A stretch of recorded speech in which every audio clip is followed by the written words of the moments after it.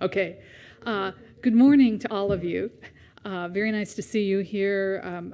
Our numbers are a bit depleted this morning because some people are scrambling finding childcare, of course. And in case our visitors didn't get to watch the news this morning, the public school teachers in Chicago went on strike this morning. So people with children are, many of them are being forced to stay home today. So that will deplete our numbers a bit. But we're very happy to see all of you here who are here. And a very warm welcome to those watching from home and other places. This event is being live streamed and it is on the record. So keep that in mind when the time comes for you all to ask any questions that you may have after the initial presentations. In a few moments, I will be introducing Taniguchi Tomohiko Sensei so that he can, Mr. Taniguchi can introduce all of our other speakers who are here this morning as well as himself. But before we get started, I just wanted to say this is my second year welcoming a group like this to Chicago, and I want to thank all of you for making the sacrifice to come here. I spent over a third of my career in the Foreign Service working on strengthening the U.S.-Japan alliance. And I did that in part because I like nice people and good food, but mostly I did it because there is no country in the world more important to the United States than Japan, and no relationship or alliance more important to the U.S. than our alliance with Japan. And I say that as someone who also served in Canada and in the United Kingdom, and both of those countries are important to the U.S. also, of course, as are many others. But there is no other country in the world with the combination of shared values with the U.S., of economic power, really economic superpower, and a common vision of the future for this planet on which we live. There is no other country with which we share so much other than Japan, frankly. So we're so glad that you are here today strengthening this alliance. And I hope if you could take one message back to Japan, it's that many of us in this room, and I should have mentioned earlier that any thoughts expressed during this event are those of the speakers and not of the Chicago Council on Global Affairs, and that includes the one that I'm about to say, although I think you would be hard-pressed to find anyone in the council who would disagree with me. I'm so deeply embarrassed when the president criticizes your country and your prime minister publicly. And we have been through so much together for the last 70 years, and the American people so admire all that you have accomplished and are so grateful for your friendship. And so I hope if you take anything back to Japan, it is the message that we value our friendship and alliance. The Chicago Council's most recent survey, which is available online, and we may have some hard copies here or certainly have them available if anyone wants them.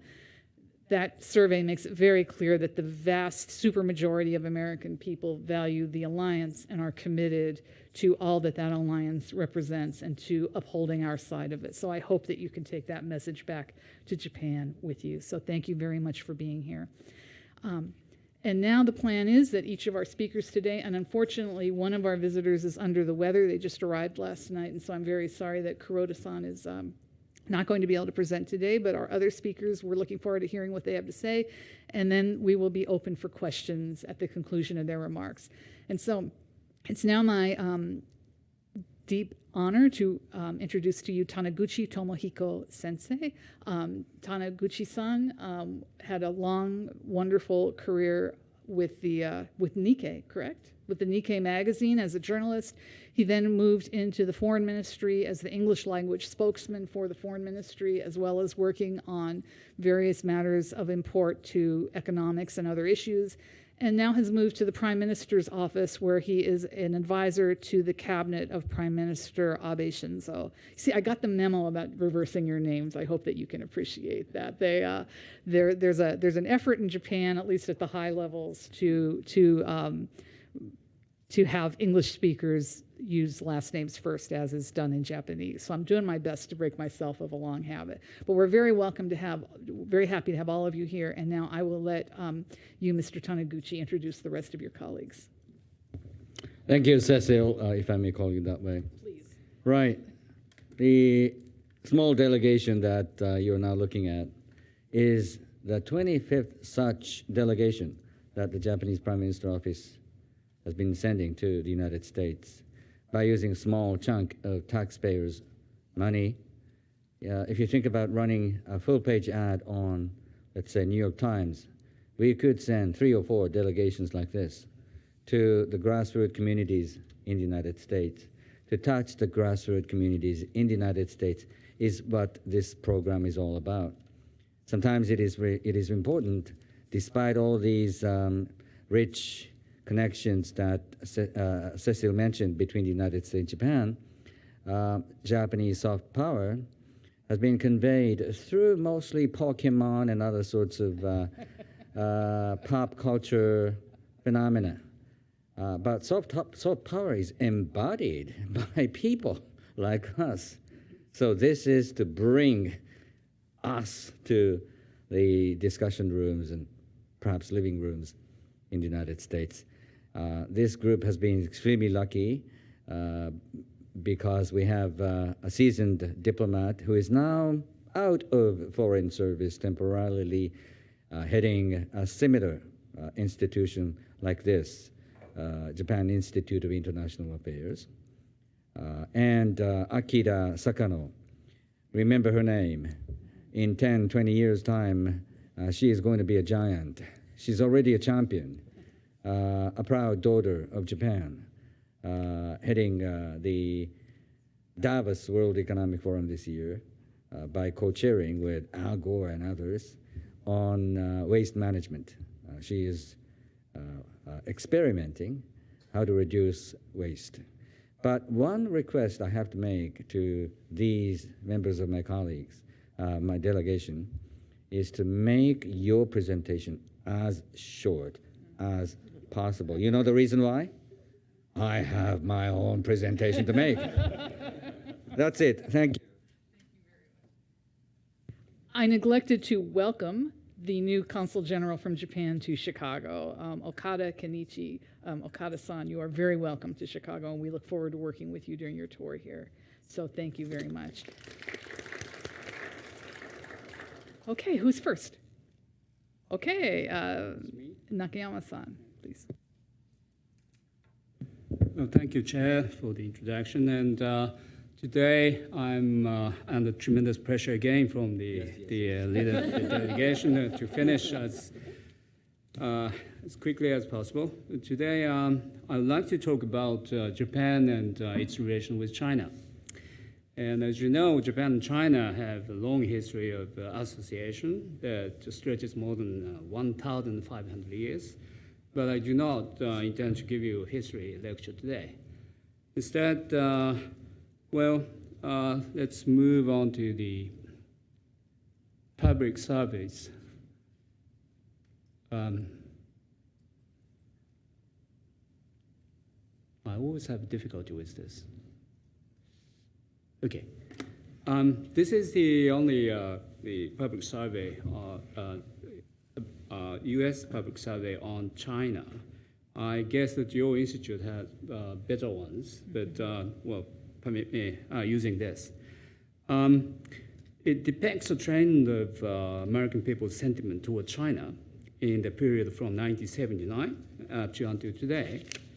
And in 1979, I hope you can see them, 64% of the American people had a favorable opinion towards China, while the unfavorable was only 25%. It is unknown why the unfavorable exceeds the favorable in 1985, but the basic trend up until 1989 was positive, basically. And as you know, the Tiananmen incident of June 1989 changed Light green represents favorable. That's right. Dark green, unfavorable. Thank you. That's very helpful. The Tiananmen incident of June 1989 changed Americans' opinion in negative direction. And since then, the unfavorable has stayed above the favorable except 2016 to 17. And the latest survey shows dipping of the favorable again. And it is too early to predict the future trend, of course. But if the drop in the favorable is reflecting a drastic change of the view on China in Washington since last year, perhaps we might see further worsening in the years to come. Let us move to the I can skip this. But let's move on to the Japan-China relations. This graph shows the trend of Japanese people's sentiment toward China over the period from 1978 to 2018. Green is feel close, and red feel not close. And it shows a drastic shift, as you can see, in the last 40 years, unfortunately, towards negative directions. Let's look at some of the major events that help draw this surprising curve. And normalization of Japan-China relations in 1972, September 1972, brought a surge in friendly feeling towards China in both public and private sectors in Japan. And this was, of course, beginning of a happy romantic spell in Japan-China relations. The number of Japanese visitors to China, which was 16,000 in 1975, reached 4 million in 2007. Actually, 4 million was a peak. And in reflection of Japan's goodwill to China, Japan's annual economic assistance to China reached $1.5 billion in 1974. Let's have a look. This is a trend of the economic assistance given to China by Japan, and it reaches the peak, at its peak in 94. I wish I could have a pointer, but anyway. Let's go back. The Japanese people's positive sentiments cooled down due to the Tiananmen incident in 1989, but the Japanese government continued its engagement policy towards China, unlike Western countries. In 1995, the not close overtook feel close. If you can see, the red dot exceeded the blue dot on the 95. And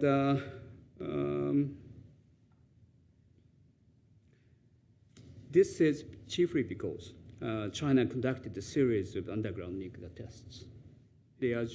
Japanese people has a very strong allergy to nuclear weapons for obvious reasons.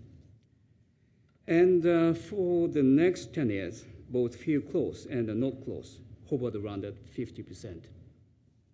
This period may be said as a transitional period in Japan-China relations. And from 2004 until now, the not feel close figure has greatly overwhelmed that of feel close. As you can see, the gap is widening. From 2004 until now, in 2004, the Japanese national soccer team was booed by the Chinese spectators when playing in the Asia Cup in China, and anti-Japanese demonstrations were held outside the stadiums. In 2005, violent anti-Japanese demonstrations were held in major cities across China. Actually, this was a movement against proposal to make Japan as one of the permanent member of the Security Council of the United Nations. And there were the events which directly affected the Japanese sentiments against Japan. These two, 2004 and 2005. But more important thing is to know what had happened in China during the transitional period of 95 to 2004 that caused a rise of anti-Japanese sentiment among its people, resulted in the violent series of demonstrations in 2004 and 5. Since the mid-1990s, the Chinese government started criticizing Japan on the so-called history issue, saying that Japan is not showing sufficient repentance or the remorse for the damage it inflicted on China before and during the Second World War. And why China started to emphasize the history issue at the time? The scholars on China say that it had close linkage with the start of nationalism education in the early 90s, led by Chinese government. Now, although the Chinese side maintains that nationalism education is not anti-Japanese education, but descriptions in Chinese textbook, museum exhibits, films, and TV dramas of brutalities allegedly committed by the Japanese military during the war have become emphasized, often grossly exaggerated. Why did they do that? Again, scholars say that in the aftermath of the Tiananmen incident in 1989, the Communist Party leadership had to establish that the party played a heroic role against the Japanese military during the war for the purpose of stressing the political legitimacy of the Communist Party rule. In other words, the Chinese government started demonizing Japan in order to repair its political legitimacy within the country, severely damaged by Tiananmen incidents. In any case, this new Chinese policy inevitably led to worsening of Japanese sentiments among the Chinese people and culminated in anti-Japan violence in 2004 and 2005. But is it true that Japan has not expressed its apology on its deed during the war?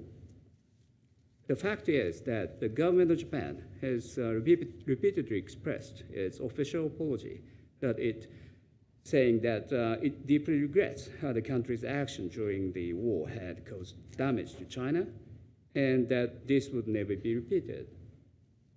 Please have a look at the list of official apologies. In 1972, 95, 2005, and 2015. I just don't bother to read them, but these are the official apology made by the Japanese Prime Minister then. This repeated apology by government of Japan, in turn, has caused antagonism within Japan. Many people in Japan started asking, Japan has consistently walked a peaceful path since the end of the war, and why must we keep apologizing for the past? And saying that isn't China playing the history card simply to demonize Japan for China's domestic purpose or the politically restrained Japan? These are the typical sentiments shared by the Japanese public. And this is what lies behind the 10-year-long transitional period.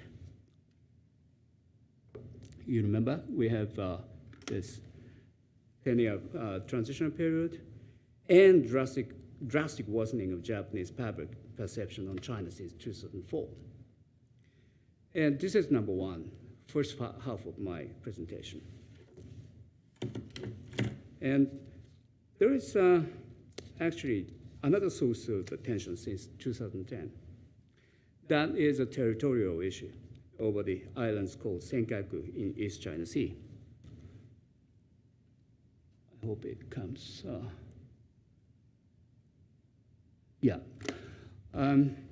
This is maybe the map upside down from what you usually see. But I prepared this for to show how Japan looks from Chinese perspective.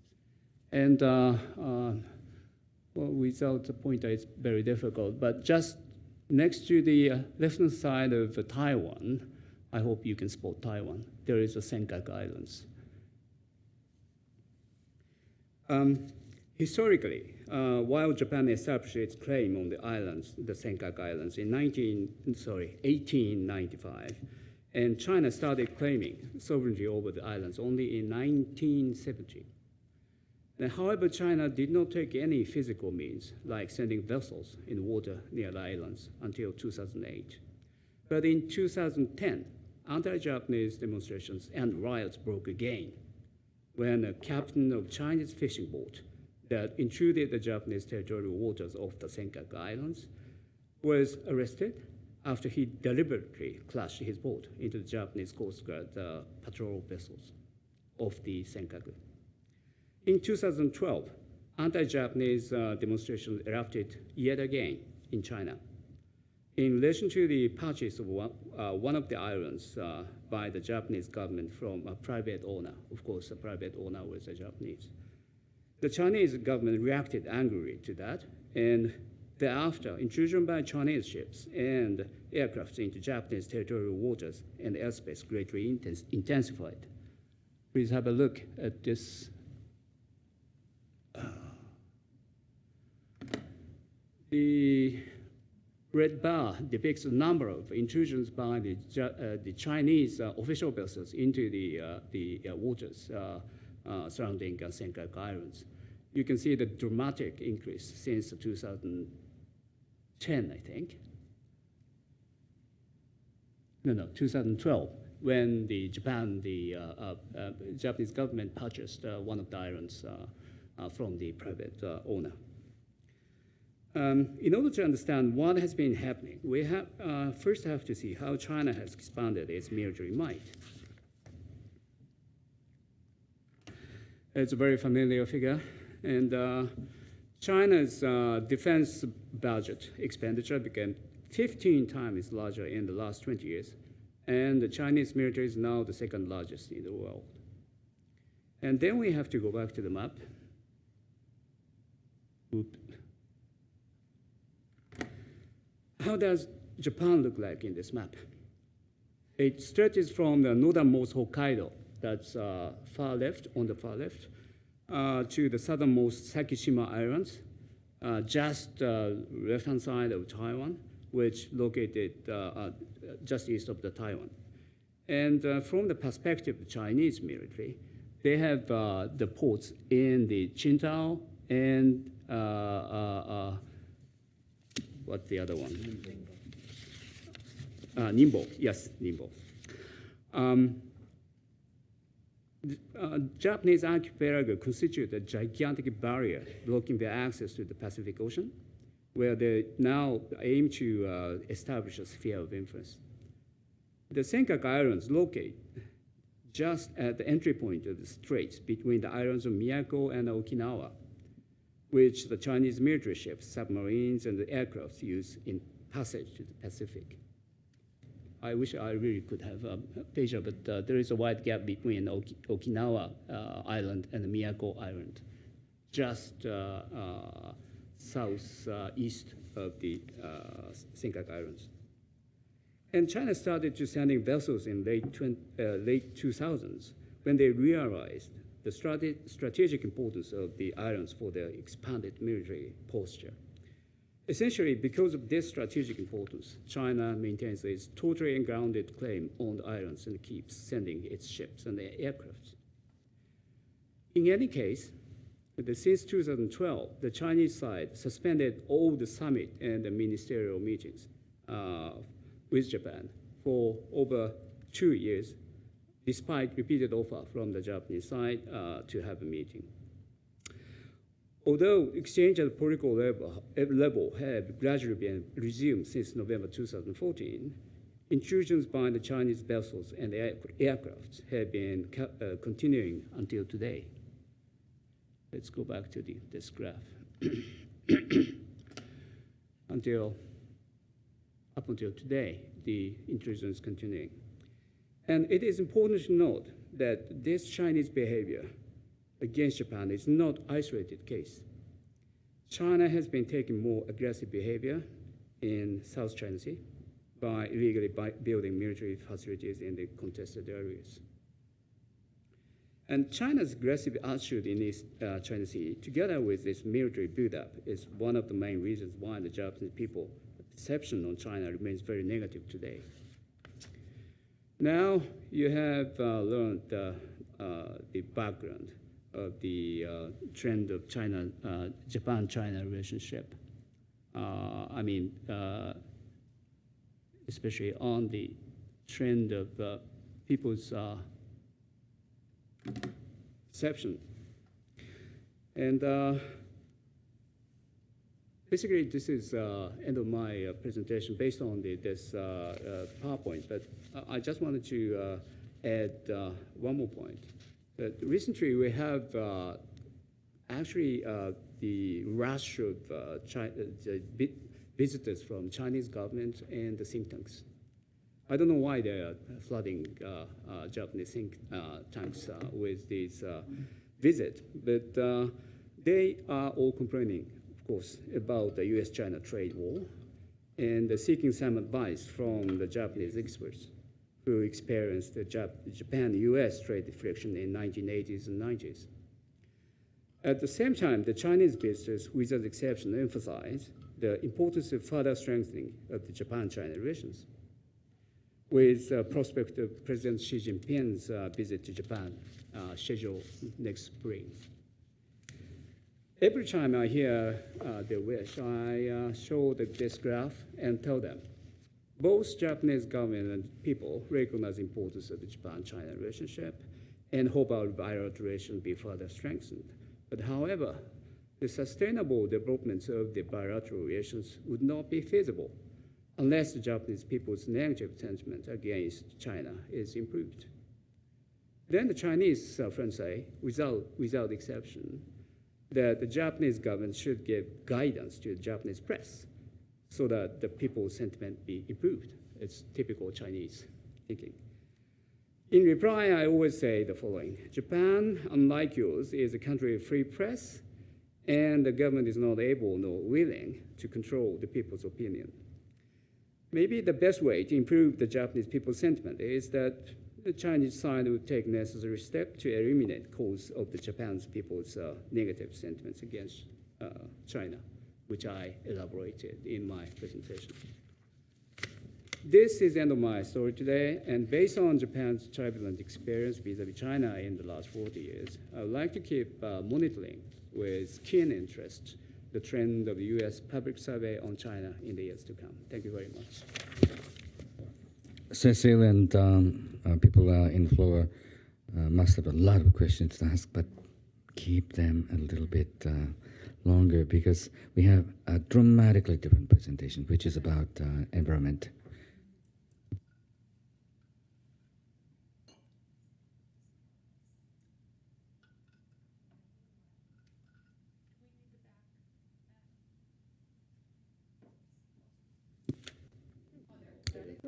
Okay.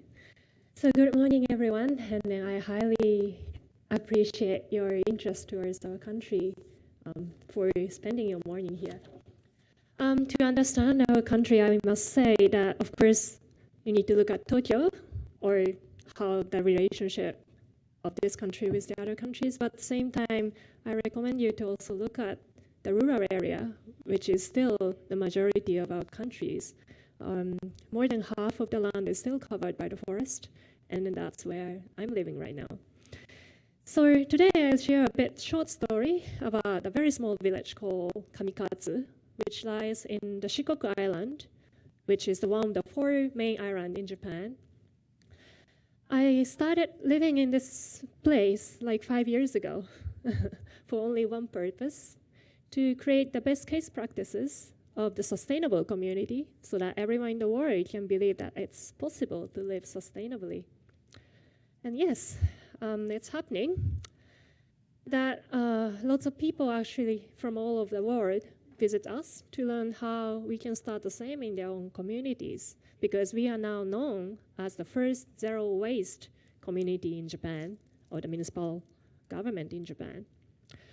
How it's happening, I'll share a bit. We have a waste collection center. Then every resident in our town or the village brings their own waste to this waste collection center, then separate them into 45 different categories. I'm sure that you cannot imagine what that category is all about. So I'll give an example. So for example, for the paper, we have newspaper as one category, cardboard as second category, scrap paper with magazines, third categories, paper cartons, paper carton with aluminum inside, paper cups, hard paper tubes, shredded paper, and other paper. It's already 9 categories, only for the paper, so you can imagine how it goes. It doesn't include any organic waste that people bring here, so it's get composted at home. Then at the waste collection center, it actually shows various signs where to put your waste into, but it's not only about talking about the category, but it also shows where it goes after the collection, what it will be, then how much it costs to the municipal government for recycling or how to deal with it. So it's really transparent how we do the collection and recycling. Not only the recycling, but we also have a kuru-kuru shop, so-called it. Kuru-kuru means circular in Japanese, so it's more like circulation within the community we are trying to make. Kuru shop is a reuse shop, so people can bring anything that they don't use anymore but still functionable, drop off. Then people in the area or anyone, even the visitors, can take anything from that place for free. So this is to encourage that we don't just purchase something new and dispose it immediately after, but to use it for the long life or to choose secondhand. We also have the place called Kuru Craft Center, which we partner with local elderly women especially to create crafts out of discarded items, especially our traditional kimono wares, which people do not wear as is anymore, but the material is still very good. So we upcycle them, we call it, to be a new products. So these kind of efforts actually brought us into more than 80% of resource diversion from going to landfill or incineration. Then we actually could cut the cost for waste management into 1/6 compared to bringing everything to incineration and landfill. So it's already a good achievement. But of course, the rest, this is the list that's still going to incineration and landfill, cannot be really handled by or solved by our own community because this needs to be changed from the material design or the product design itself, which needs to be approached from the higher level. So one way, oops, this is old slides, but anyway, one way is the circular economy that we may be looking at right now to change the system. So the current economy model, I would say, is more like a linear model. So we take resource from the earth, make products, use it, and dispose it. It's one way. But the ideal situation is that all the resources stays within the society to be used again and again, so we don't produce anything like waste. But of course, it takes lots of effort in the systems. So while we do approach to the policy level or to a big corporation, we also do start working with the local level, what we can change in the community side. I'll show you this. The one way is we work with the local shops or the restaurants. We provide them the accreditation scheme, which is called Zero Waste Accreditation. Then one example is to work with the restaurants locally. So this is a picture from our local Italian restaurants or the cafes. So I asked them to share their list of products they use at their shops or the restaurants. For example, they have pastas, vinegars, oils, ham, cheese, anything like that. Then they share the list to the customers that the customers can also bring their own containers to buy them in bulk. So they can choose the right amount, how much they want to purchase, and then also they can buy without any packaging for disposal afterwards. And then it's actually a win-win situation also for the restaurant because they can also share and present what are the good qualified ingredients or what are the materials they are using for their own cooking. So it's a good promotion opportunities. So this kind of very small approach, I'd say, is step forward for the circular economy in the local scale.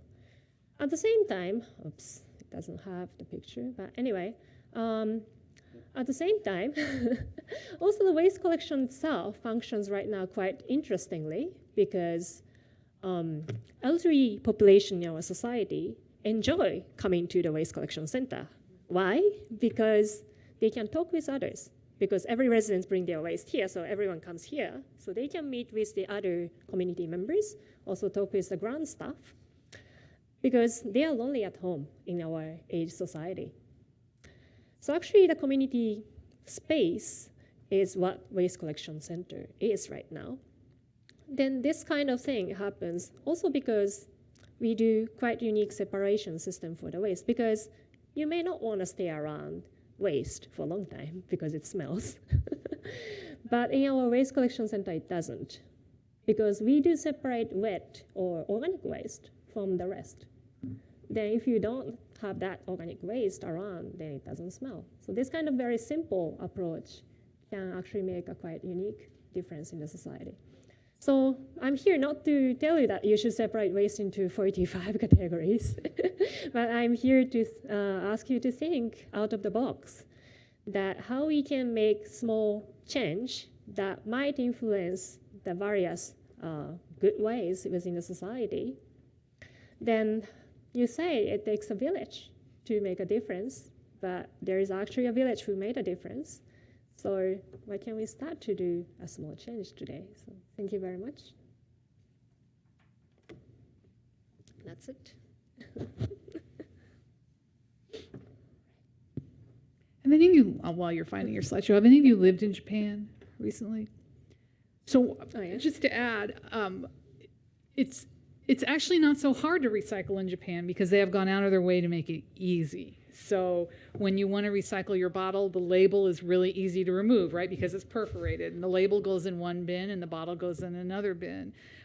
If you receive an Amazon or a Rakuten package, there's no tape on it. So it's really easy to recycle the box. And most people in cities, of course, don't live in a village. They live in a mid-rise apartment building, and in the apartment building there will be a room with not 29 bins, but maybe 12 bins, and you go down there once a week and you sort all your stuff, and it's actually not as hard as it sounds because the policies, and I guess the governments have worked with the packagers, right, to make it certainly easier than in the US. I know you still wish it was even easier because that's your job, but compared to the US, I mean, I feel bad when I throw stuff away here, right, because you just get in such a habit of not throwing stuff away in Japan. Anyway, didn't want to interrupt you, but I did want to throw that in, so thank you. Thanks, Cecile. Japan counts 3 reasons why in 22 slides. The number looks large, but I'll speak very much fast. Background, kudos to Dina Smeltz and her team. The survey, just I looked at it, tells us these U.S. trade partners. Do you favor or oppose engaging in trade with the following countries? Germany, 87%. Japan, 87%. Great. U.S. relations abroad. Does the U.S. relationship with the following countries do more to strengthen U.S. national security or weaken U.S. national security? Japan, 78%. Answered that the relationship with Japan is going to strengthen U.S. national security interest. U.S. security alliances compared to 2017, the perceptions of 2017 and 2019. If you look at these 21, that's mostly benefit allies. So it's for others' sake, 21. Europe, 26-24. So slightly more people in the United States think that the United States alliance relationship with Europe only benefits the recipients. Middle East, something like that. But in Asia, East Asia, basically talking about Korea and Japan, but mostly Japan, I would imagine. 53% surveyed 2019 answered that closest. Benefit both. Use of troops. This is a little bit of a controversial number because if you look at the red line here, it represents 43% of the surveyed. 43% of the respondents say that in case that Japan's Senkaku Islands were under invasion by China, the United States should activate its forces. So 43% is a number that we have to ponder. But first and foremost, this is Japan's territory. So who else should give the first security than the Japanese? It's so much obvious. Now, 3 reasons why. First, location. Second, location. Third, location. I just wanted to say something like that, but second, economy. Third, history. What do these all mean? First, location. This is the map. You see Japan here. And this is actually Hawaii. And so far, we were linked like this. And then now, you have always been linked very closely between Australia and the United States. I should remind a lot of people in Japan that it is Australia and no one else that has followed the United States faithfully, religiously, without exception, right? To all the wars, Korea, Vietnam, you name it. And then recently, this connection has gotten stronger yet. India, Japan, and also Delhi, Canberra. India has set aside its long-standing non-alignment mold and then come out of its mold and strengthened its relationship with Canberra. Then created is something like Security Diamond. That's actually the title of the op-ed piece that Shinzo Abe contributed to the international press shortly after he took office, December 2012. And looking back, this diamond is actually something that Shinzo Abe has done by using a lot of his political capital. And if you look at which areas this security diamond covers, it handily covers East China Sea, of course, and South China Sea, and then the island chain first and second. So this is a virtual alliance diamond. Now, this is one of my favorite pictures. See, a mega carrier.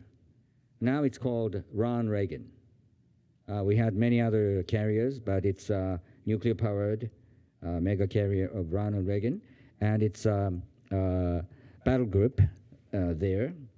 And this is sort of a demarcation line. On the left, you got U.S. Navy. On the right, you've got Self-Defense Forces, Maritime Self-Defense Force. And here, a relatively big boat here. It's now a helicopter carrier, but it's going to be soon recalibrated into a carrier that could accommodate dozens, perhaps, of three F-35 airfighter.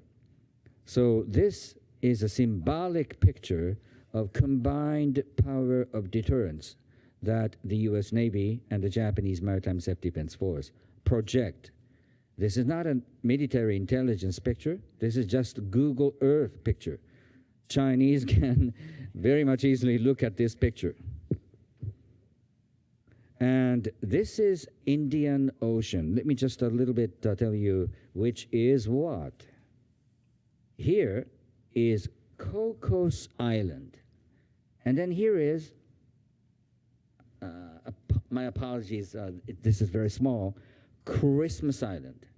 Cocos and Christmas belong to Australia. Australia is a great Indian Ocean power. And people in Australia themselves are rediscovering their Indian Ocean identity. And these islands are also important. And I must say, not many people in Japan know which country these islands belong to. India. That's India's territory. And if you look at these islands, Andaman Nicobar is the name. It's straight off the busiest channel, Strait of Malacca, and then just off Burma, Myanmar. With this position, India can claim that India is a full-fledged member of Southeast Asia, which it is. And then, don't forget, this is U.S. strategic base Diego Garcia. Diego Garcia, in terms of jurisdiction, belongs to Yokosuka-based 7th Fleet. So 7th Fleet is looking after, literally, the Indo-Pacific seascape.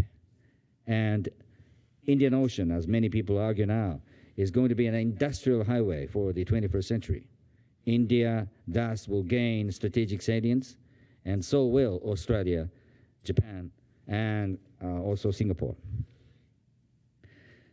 This is an interesting ranking. France is greater than the United States. If you think about the square kilometers of EEZ, that is Exclusive Economic Zone, which is actually nautical space. You've got an island around which the radius of 200 nautical miles, you can claim exclusive economic zone. In terms of exclusive economic zone, France is number one. The US, Australia, Russia. Interestingly, Japan is within the top 10. And conspicuous in its absence is China. You cannot find China. It is not a maritime power. It cannot be. And if you look at which countries Japan has chosen to get closer still, these are the countries.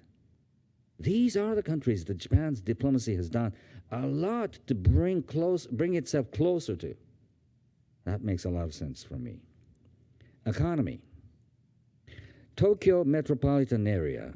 It is not just Tokyo, but Kanagawa and other adjacent prefectures represents 1607 billion US dollars. That's as much as South Korea, or that's as much as Russia, and greater than Spain or Australia. If you travel from Tokyo to Osaka by bullet train or high-speed train of Shinkansen, it represents 2370 billion US dollars, and that's greater than Italy, much the same as the Netherlands, Saudi Arabia, and Turkey combined.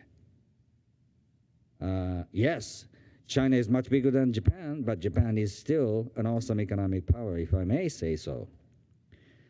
This is FDI outstanding from Japan. Outward FDI, foreign direct investment, towards China and the United States.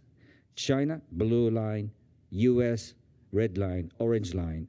This is a remarkable evidence of an article of faith that the Japanese unsung heroes of industrialists have continued to maintain by investing more and even more in the United States. The slope, you see, in the orange line is much steeper. That's the evidence. Jobs, therefore, have been generated by these countries, but if you look at Japan, that is second only to the United Kingdom. It's in the U.S. These countries have created jobs in the U.S. The order is 1,000, and the year is 2016, pretty recent. Japan has created more jobs than France, certainly more jobs than Germany, and second only to the United Kingdom. In the 1980s, you all remember how contentious the bilateral relationship was. Each and every day, almost, we looked at headlines using war terms like U.S.-Japan trade, warfare. Time has changed a lot of things. We have come a long way. History. You could say a lot of things about history, but let me start with this picture. The smallest girl here is going to be soon featured in one of Japanese paper notes, because she was the creator of the oldest women-only college in Japan, and this was taken in the 1880s. These were the first young ladies, even girls, sent by the Japanese Meiji government to the United States to let them undergo the highest possible education then available for women. The highest possible education available for women was here in the United States, not in the United Kingdom, but here in the United States. So it's been extremely lucky for Japan to have these pioneering women who studied in the United States and came back to Japan to start their own schools. Who is she? Guess who she is? Any idea? Any idea? Caroline Kennedy. Caroline Kennedy. This was May 1963, so before the tragedy occurred. And a lot of people were already already in love with the Kennedy family, and especially this young girl. And this picture is something that Caroline Kennedy, as an envoy of Barack Obama, came to find in Japan. And she fell in love with the Japanese culture because of these pictures, because There's actually one more reason. I still remember, my generation still remembers, my parents turned on a TV, a very tiny black and white TV. And in order to watch the first experiment of the simultaneous visual image relay from the United States to Japan via a satellite duly named relay. And the first scene that popped up on the tiny black and white screen was from Dallas, Texas. And the voice we probably heard was one of Walter Cronkite. So it is only in Japan that you've got a massive amount of collective memory of what happened in the United States. I'm just about talking about a spiritual kind of bond, but I must show you these other pictures. It is Korean War. More than 38,500 people lost their lives. Americans lost their lives in Korea. And sometimes I think young people in Japan should remember Japan was the biggest, without that biggest beneficiary of those sacrifices made by the Americans. The same goes with Vietnam. This is Vietnam. When I was a child, each and every day we turned on the TV, we saw a body box that came back from Vietnam en route to the United States. And they passed Japanese ports and bases. It was actually the era when Japan was undergoing the phenomenal high growth. So I'm telling my students that you shouldn't think that the extreme amount of wealth that the Japanese have amassed during the high growth era did not actually come without cost. And the cost was largely shouldered by the Americans like these people. And they were mostly from working class. And I don't think many people knew, like these people knew, where Vietnam was or what they were fighting for. But nonetheless, their sacrifice paved the road for Japan's prosperity to be followed by the prosperity of Asian nations. Okay, that's it. JET, we've got one of the JET alumni, but the United States has already sent 34,000 people to Japan. And I think longer and deeper tie you have with Japan than any other bilateral one the U.S. has had in Asia. That concludes my presentation. I'm sorry I have taken more time than I planned. Thank you very much. That was really, really fascinating. Thank you very much. And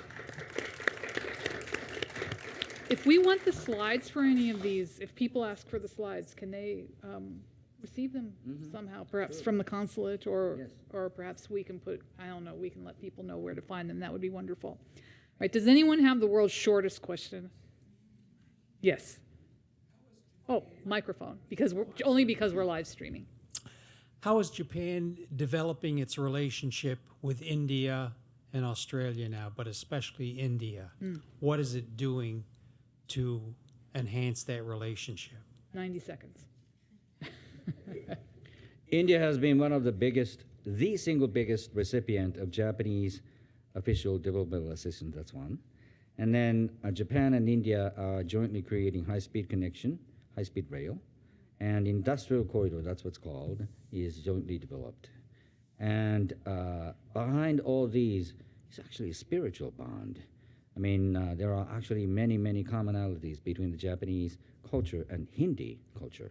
If you look at the idea of reincarnation, that might sound a little bit odd for Judeo-Christian tradition, but that's what actually binds India and Japan together. Thank you very much. So the good news for everyone is there is a reception going on now, so you will have the chance to talk to all of our visitors and to ask more questions in person, because I regret that we didn't get to move to a lot more questions in the open forum.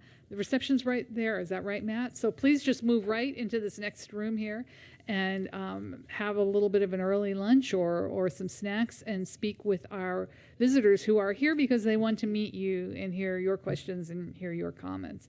So thank you to all of you for coming today, and thank you to the Consulate of Japan for co-hosting this event with us. And with that, you are excused to the next room. Thank you very much.